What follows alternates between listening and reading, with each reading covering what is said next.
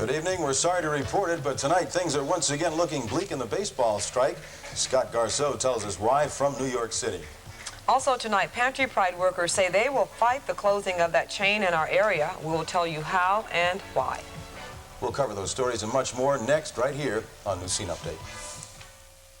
From the wilderness of Canada comes one premium beer, Moosehead. Broken off, we're sorry to tell you. No word on when they might resume.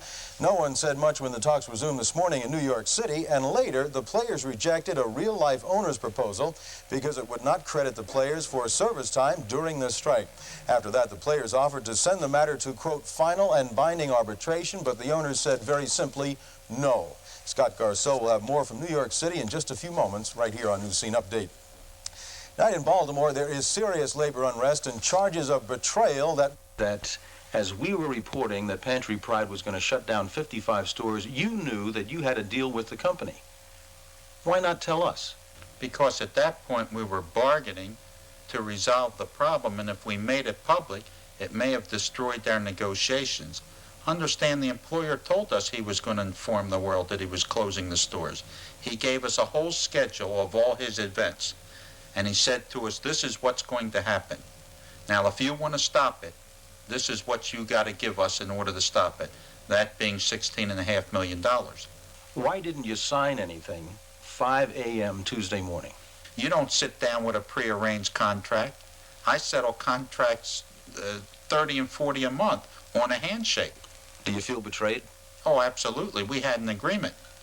Mr. Ackman, what are you going to tell the governor tomorrow? I'm going to tell the governor what I just told you. Al Ackman says he believes he'll get the backing of the governor at a meeting tomorrow and from the Attorney General tomorrow when the unions go to federal court to stop Pantry Pride from closing and try to get Pantry Pride to live up to the deal. The Labor Relations Board will also get involved. The unions say Pantry Pride bargained in bad faith. As for the company, no one from Pantry Pride was available for comment tonight. Disagreement in this. The Postal Union says they're asking for a modest wage increase, about 5%. The Postal Service says that would raise the cost of mailing a letter to as much as 47 cents. Now, obviously, there's got to be some middle ground in there. Ron Leszewski, you're with the postal workers here. What's going to happen? Is our mail going to be disrupted?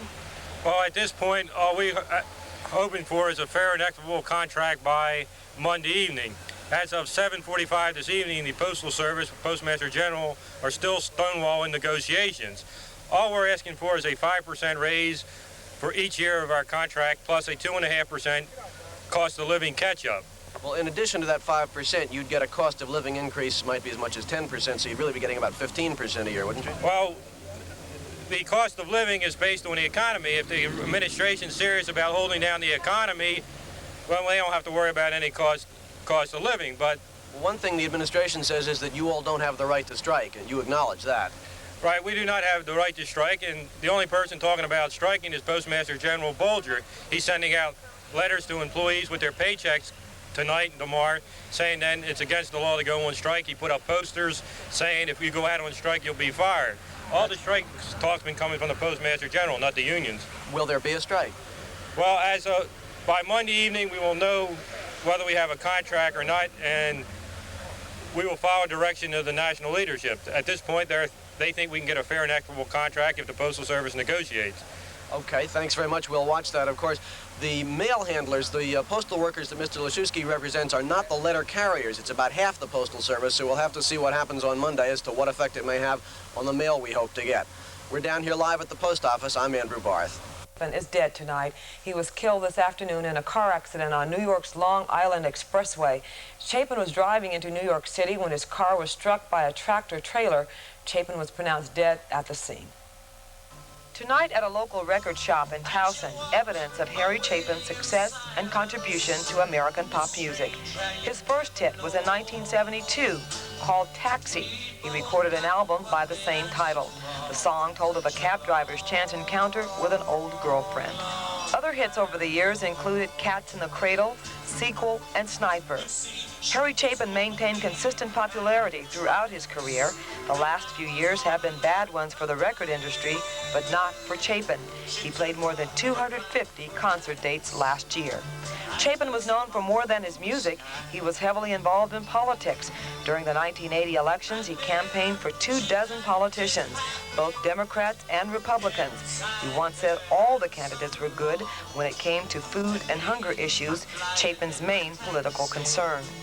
Harry Chapin was born in New York's Greenwich Village. He was 38 years old.